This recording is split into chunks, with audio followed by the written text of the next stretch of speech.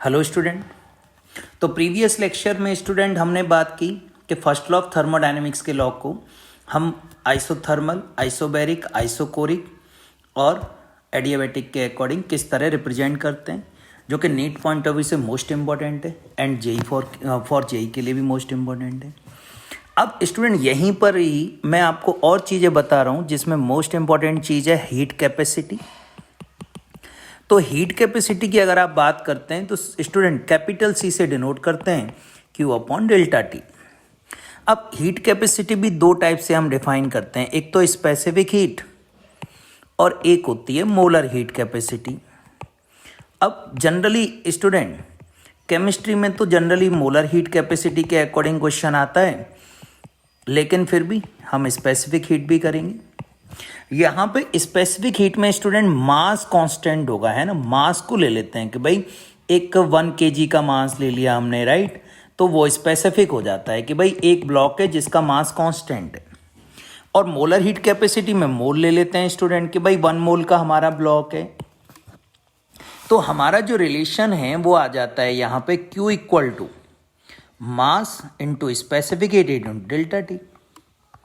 और यहाँ molar heat capacity में Q N और C M लिख लेते हैं मोलर हीट कैपेसिटी के अकॉर्डिंग इनटू डेल्टा टी। अब खास बात क्या है स्टूडेंट, MB लिख लेते हैं। अब यहाँ क्या है स्टूडेंट कि ये जो हीट कैपेसिटी है तो NCERT में स्टूडेंट क्वेश्चन दिया हुआ है 1 ग्राम कार्बन। अब अगर देखिए उस क्वेश्चन को आप पढ़ेंगे तो ये एग्जाम्पल में एनसीईआरटी में दिया और कंपटीशन ने कई बार इसी क्वेश्चन को कहीं ना कहीं मूव करा के कार्बन की जगह CO2 ले लिया है, कभी कोई और कंपाउंड।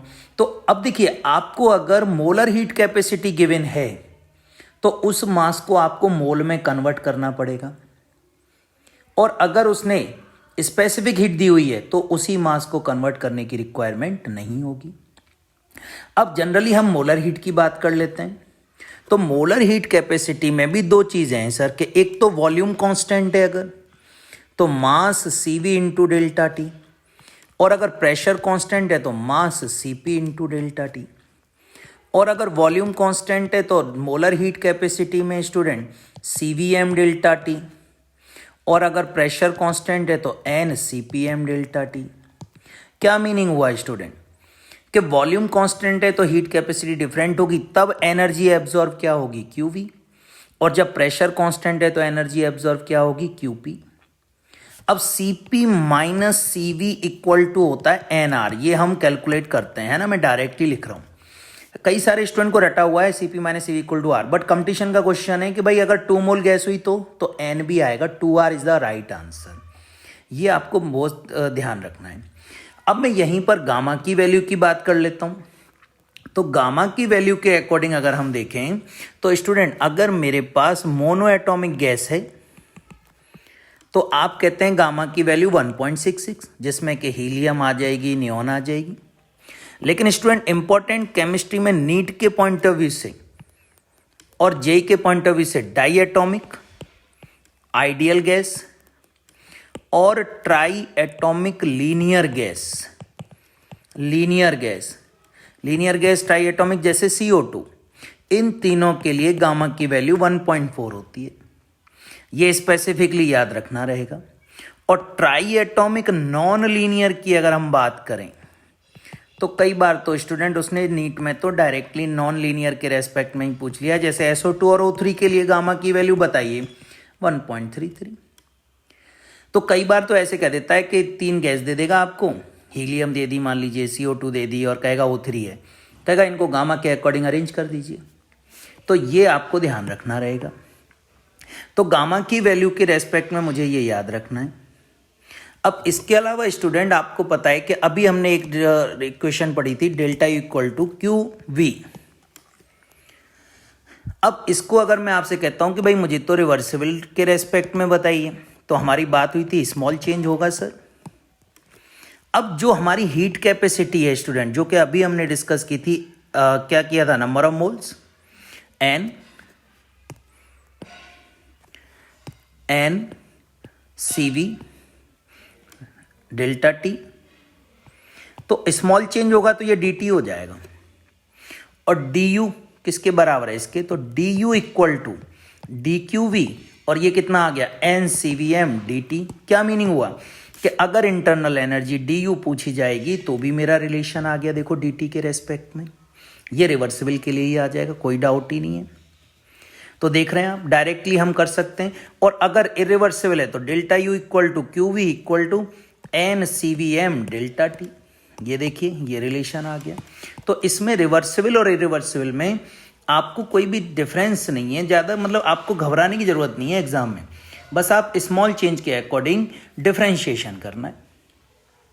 अब इसी के अकॉर्डिंग स्टूडेंट हम जो कुछ इक्वेशन सॉल्व करते हैं, है ना, जिसमें कि हमारे पास क्या रहता है, पी वी की पावर गामा, है ना, और टी की पावर गामा, वी की power gamma -1 equal to constant. Basically ये तो फिजिक्स के रेस्पेक्ट में भी आप पढ़ते हो, तो गामा की वैल्यू तो हमें पता होती है जनरली। तो ये जो डेरिवेशन है स्टूडेंट, वो भी हम यहीं से डेराइव करते हैं। खास बात ये है कि मैं थोड़ा सा आपको बता देता हूँ, अदरवाइज ये डेरिवेशन सिलेबस में तो नहीं आएगा, है ना। जैसे यहाँ पर एन मेरे पास क्या था, आपको पता है कि हमने लिया था d U delta you equal to, अगर क्यू 0 है तो वर्क डन एडियाबैटिक, तो एडियाबैटिक प्रोसेस में d you equal to d W हो जाएगा रिवर्सिबल के लिए, और रिवर्सिबल के लिए डी यू क्या है sir, n c v m d t, और सर डी डब्ल्यू क्या होगा माइनस डी वी। इसको पूरे को जब सर कैलकुलेट करते हैं हम, तब हमारे रिलेशन आते हैं वो जो टी की पावर गामा है ना, वी की पावर गामा, पी वी की power gamma equal to constant. तो उसमें कोई दिक्कत नहीं है स्टूडेंट, ये हम डायरेक्टली, वैसे हमारा ये रिलेशन हमें पता है तो डेराइव कर सकते हैं। अब यहाँ पे मैंने आपसे बोला था कि भाई मेरे पास एक इक्वेशन है q p equal to q v plus p delta v, और आइडियल गैस के लिए पी डेल्टा वी क्या होता है, delta n g r t, क्योंकि हम आइडियल गैस की बात कर रहे हैं। तो q p minus q v किसके बराबर हो जाएगा, delta n g r t. Sir q p pressure constant heat absorb delta h, और कांस्टेंट वॉल्यूम के अकॉर्डिंग डेल्टा यू। ये देखिए स्टूडेंट सेम रिलेशन आ गया, यानी इस पे अगर मुझे न्यूमेरिकल्स पूछा जाएगा तो मुझे एक रिएक्शन दी जाएगी, जैसे कि मुझसे कहा जाएगा कि भाई CH4 गैस है, O2 के साथ कंबशन हो रहा है, CO2 बना रहा है और H2O बना रहा है। अब वो आपसे कहेगा कि बता दीजिए इसमें डेल्टा एच और डेल्टा यू का डिफरेंस, या आपसे कहेगा q p minus q v का डिफरेंस। बस लैंग्वेज का डिफरेंस है स्टूडेंट, आंसर तो सेम ही आना है। यहाँ पे कह देगा change in enthalpy, change in internal energy, और यहाँ कहेगा कि heat absorb at constant pressure, heat absorb at constant volume. तो डेल्टा एन जी कैलकुलेट करने के लिए आप करेंगे n product minus n reactant only for gas. तो यहाँ स्टूडेंट कितना आ जाएगा, प्रोडक्ट में 1 मोल है CO2 और रिएक्टेंट में 3 मोल है, तो -2। तो मेरा डायरेक्ट आंसर आ गया -2 RT। टी और आर दिया है तो वैल्यू पुट करेंगे, अदरवाइज ज़रूरत ही नहीं है। तो इस तरीके से स्टूडेंट ये 3rd लेक्चर में हमारा थर्मोडायनेमिक कंप्लीट हुआ। अब थर्मोकेमिस्ट्री का कंटिन्यू करेंगे नेक्स्ट लेक्चर में, ठीक है स्टूडेंट। Okay, thank you.